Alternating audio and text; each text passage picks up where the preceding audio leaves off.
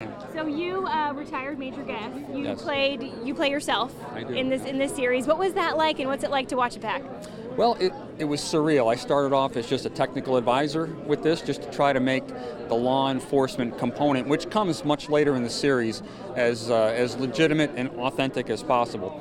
But then there came a point where the director, Ben Stiller, wanted to portray the incident commander, and that was my role in June of 2015. So he asked me to play myself. And at first I kind of demurred. It really wasn't something, it was on my radar screen. But he said, hey, where am I going to find a guy with a haircut like that knows the material? So I agreed, and there was a small cameo role for me there toward the end. Or did you just kind of feel like you were back in that moment? You know, interestingly, it was surreal. The first thing they did was put me back in uniform. So as a retired member of the state police, we don't have a uniform, so somebody in the wardrobe department had to procure one. And the day that I came on set for the acting component, I had my own trailer, hair and makeup, and the whole 9 yards.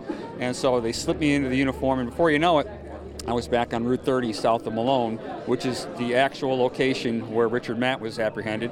And they brought me to the set. It was police cars and vehicles and extras all over the place in uniform. So there I am in uniform. All my partners are in uniform. The helicopter lands in the middle of the road. This tactical team gets off and approaches me. Basically, exactly what happened in June of 2015. So it was a surreal moment for me. You know, this was such a serious, traumatic time. You know, what do you think North Country is going to think when they watch this? Yeah, well, like the rest of the North Country, I have not seen the entire production, so I'm hopeful, just as they are, and optimistic that we're going to be portrayed in a real sense here. There were only a handful of bad actors that facilitated this escape in 2015, so in no way, shape, or form should the citizens of North Country, Department of Corrections, or any of the law enforcement folks be painted with a broad brush.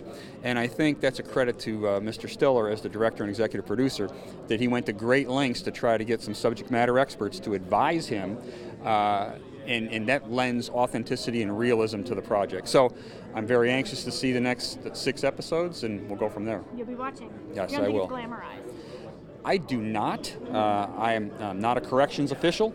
I'm a law enforcement person by trade, so I worked specifically on law enforcement. I know that that's not glamorized, and it is realistic. And from what I've seen on tonight's episode, which 100% of it was in the prison, it evokes some powerful emotion in me, and I'm sure other folks who have even more familiarity. Yeah. All right. Thank you, sir. Okay, thank you.